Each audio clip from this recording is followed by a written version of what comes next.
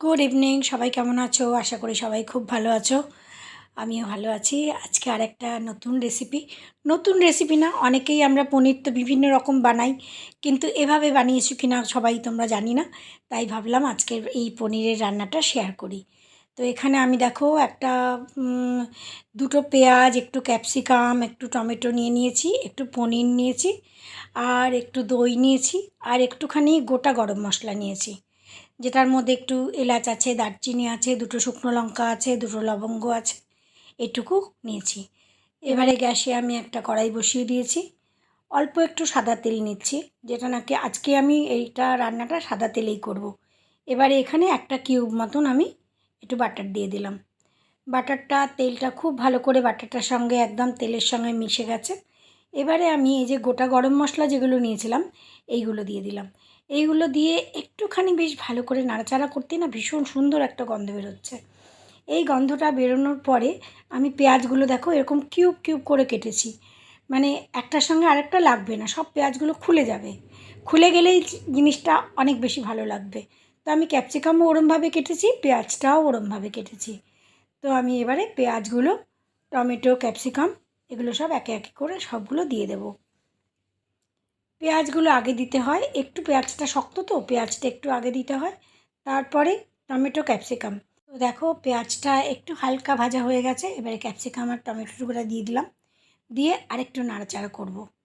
আরেকটু ভালো করে নাড়াচাড়া করে তারপরে একে একে যা নর্মাল মশলা, কিন্তু একটুখানি অন্যরকম আর কি, যার জন্য ভাবলাম তোমাদের সাথে শেয়ার করি।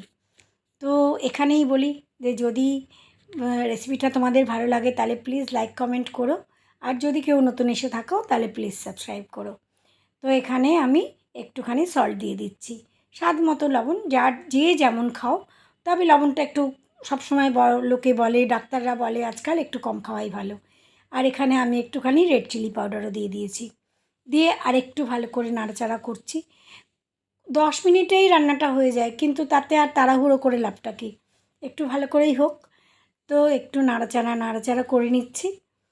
করে এই যে একটুখানি মানে নরম নরম যখন হয়ে যাবে, তখন আমি একটু দিয়ে দেব দই। মোটামুটি পেঁয়াজ আর ক্যাপসিকাম আর টমেটো একটু নরম নরম যখন হয়েছে, তখন আমি খানিকটা দই দিয়ে দিচ্ছি। এখানে ওই হাফ কাপের মতন দই দেওয়া হয়েছে। দইটা দিয়ে একটু নাড়াচাড়া করছি, আর এখানে গ্যাসটা একদম কম করে রাখা। আর এখানে আমি পনিরটা কেটে নিচ্ছি। পনির এখানে আছে ওই 200 গ্রাম মতন। এটা হচ্ছে মাদার ডেয়ারির পনির। পনিরটাও আমি ঘরে বানাই, কোনো দিন তোমাদের সাথে শেয়ার করব কীভাবে ঘরে অনেক সুন্দর করে পনির বানিয়ে নেওয়া যায়।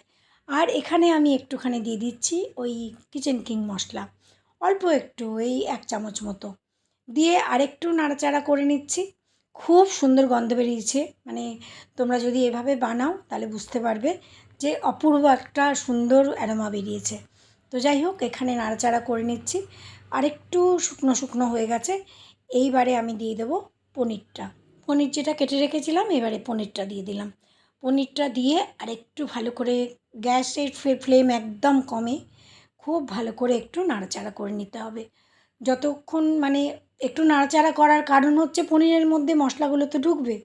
যদিও আমি পনিরটা অল্প একটু সামান্য একটু নুন জলে আমি ভিজিয়ে রেখেছিলাম, সেটা আর তোমাদের বলা হয়নি, সরি। তো তাহলে কি হয়, একটু পনিরের মধ্যে মশলাগুলো, নুনটা একটু ঢোকে, নাহলে আলুলা আলুলা খেতে ভালো লাগবে না। তো পনিরটা দিয়ে আরেকটু নাড়াচাড়া করে নিচ্ছি। গ্যাসের ফ্লেম একদম কম, একদম কম। তো এখানে নাড়াচাড়া করে খানিকক্ষণ নাড়াচাড়া করে এখানে একটুখানি গোলমরিচের গুঁড়ো দিচ্ছি।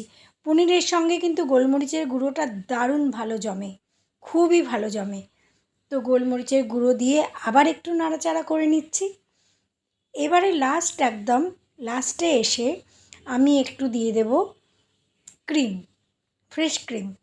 যদি কারোর ঘরে মালাই থাকে, দুধের যে সরটা তোলা থাকে, সেটাও একটুখানি ঘাটিয়ে 2-3 চামচ দেওয়া যেতে পারে। আমার আজকে মালাইটা নেই, ফুরিয়ে গেছে, তো সেই জন্য আমি এখানে দিয়ে দিচ্ছি একটুখানি ফ্রেশ ক্রিম। এই 3-4 চামচ মতন আমি ক্রিম দিয়েছি। আসলে আমার ঘরে আমার ছেলের ভীষণ পছন্দ ক্রিমটা, তো সেই জন্য একটুখানি বেশিই দিলাম। তো আরেকটু কম দিলেও চলতো।